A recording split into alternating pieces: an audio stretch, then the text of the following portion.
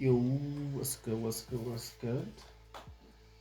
We're back with another end of day video. It's gonna be a little iffy because I was logging yesterday's trades into the journal, but didn't do that yesterday. But I have them done now. Got most of the stuff on my list for today done. But only a few more. Anyway, Uh, 15 minute is still ranging, right? Starting off with Euro USD pushing deeper into this daily zone over here, pushing a little bit deeper, right? So I'm chilling. This is the until is this the swing?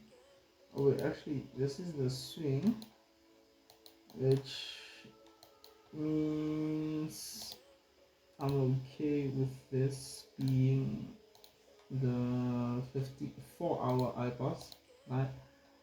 4-hour IBOS. Who created the IBOS is whatever's left in here, right? On the 4-hour. But question is, will this create anything, right? By anything, yes, it does create this 4-hour internal break, but will we actually break out this daily range? Yeah, this daily zone over here, right? Almost, not quite. More specifically, this little high over here is a little bit more important than the high of this daily.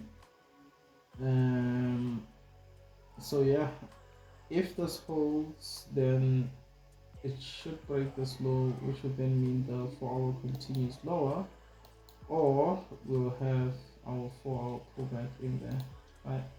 So right now I might shift my overall bias from bearish to bullish, right? But only after I have the break of the swing high, because the swing high is strong right now, right? Swing high created the a break of structure, right? Created this break of structure, so obviously it's strong. And then I'm just waiting to see if the swing high at this point breaks, right? Coming into today, I was still sitting on my hands technically because I was waiting to see if we will get another IBOS, right? Get another IBOS, and then I'm looking for sales still, right? But we don't get another IBOS.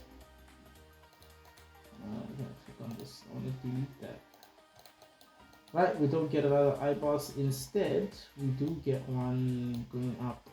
Right, so 15-minute IBOS to the upside, which makes this the internal low.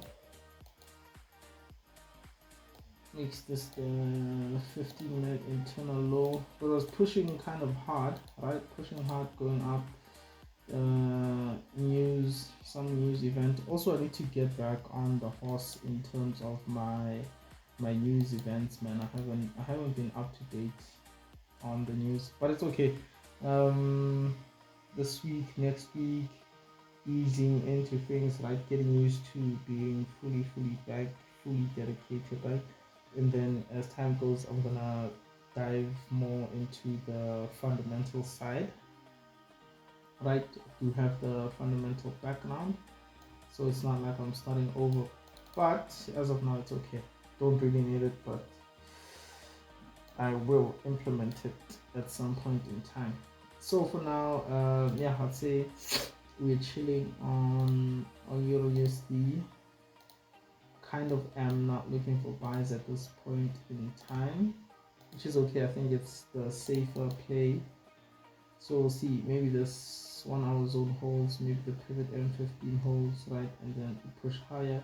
Once you break the swing high, then I start thinking, okay, the 15-minute swing high has gone, which means the 4-hour pullback is in full force, right? It should pull back higher and higher and higher until it maybe doesn't want to pull back and wants to start a new swing run, right? So I'm chilling right now, just waiting, right?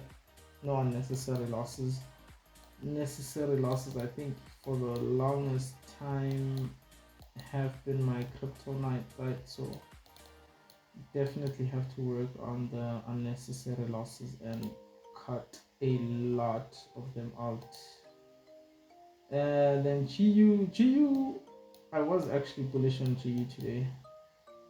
As a matter of fact, why was I bullish on GU? Let's see. Nice daily zone to target over there, right? We had already had our 4-hour IBOS. This is the internal low. I had deduced that this was a good valid reaction from the zone in here, right? The 4-hour zone in here, right? We have a reaction from there. What am I doing? 4-hour boss. It's not a 4-hour boss. This is a 4-hour internal boss. I wanted to change this to a 4-hour zone. And if you go on the M15, it does come into this 4-hour zone, right? Reaction right here, and then it gives us this new 4-hour zone over here, this new 4-hour zone. And then what I was looking for as I came in this morning, I was looking for a move down, right, up maybe, and then we get a chalk here. And then once we get another chalk to the upside, like this nice little pattern. Obviously, it's not always going to be as nice as this, whereby technically I have this, right, but it's not as stretched out. It's here. Let me show you what it looks like in practice, which would be from here going down, right, then going up, then going down, and look at that. The market move up. Roberti!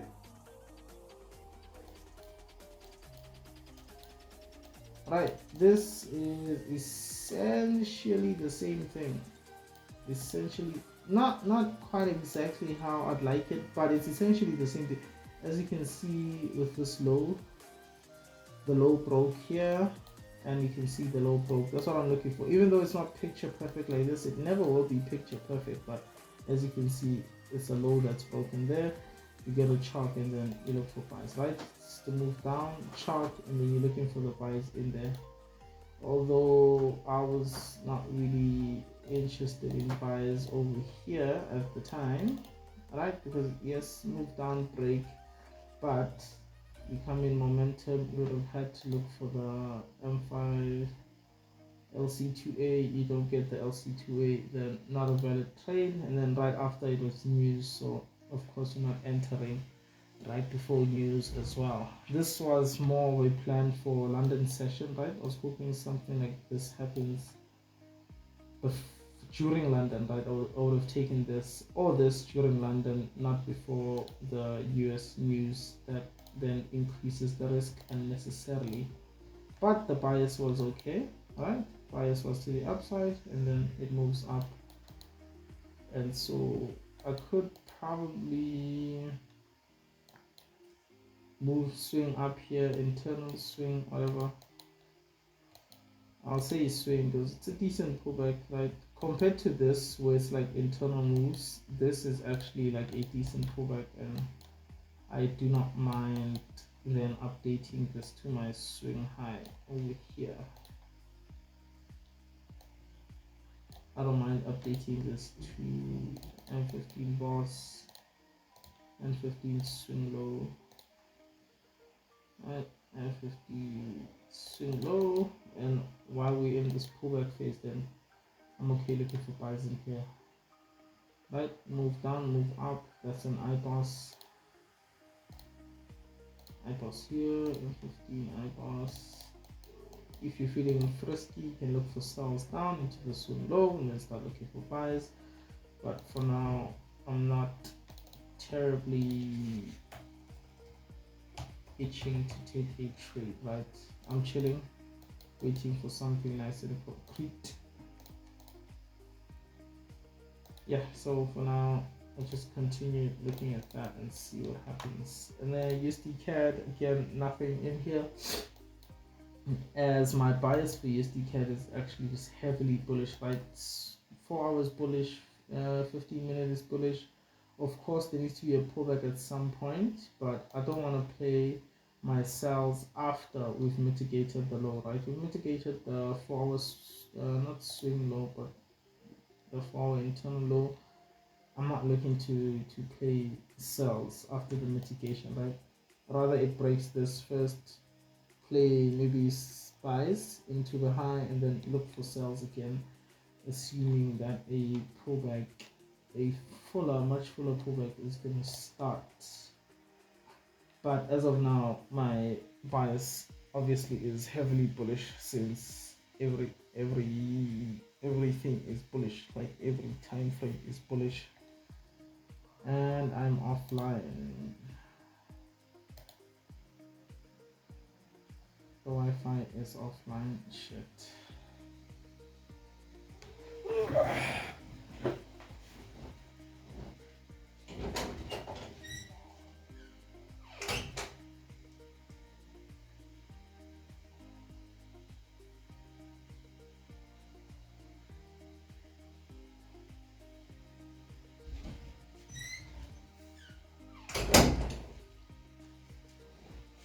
Should be back online in a moment.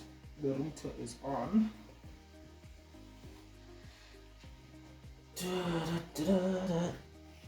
Yeah, but the video is pretty much done. If only I was still on the M15 chart. That'll make life easy. Easy peasy, like that lemon squeezy, and we're back. We are back. Yeah, M15 coming into today. Alright, M15 still bullish, right? 15-minute swing low held. So of course I'm not gonna try and look for sells against the M15 swing low. That's lower probability. But in terms of internal, this morning we had a M15 internal break, right? M15 IBOS there, moves up into here, and then again 2:30 major sell-off, likely a news event. So as of now, our internal is bearish, right? Looks like the swing low won't hold after all, and then at that point I'll be okay looking for sells.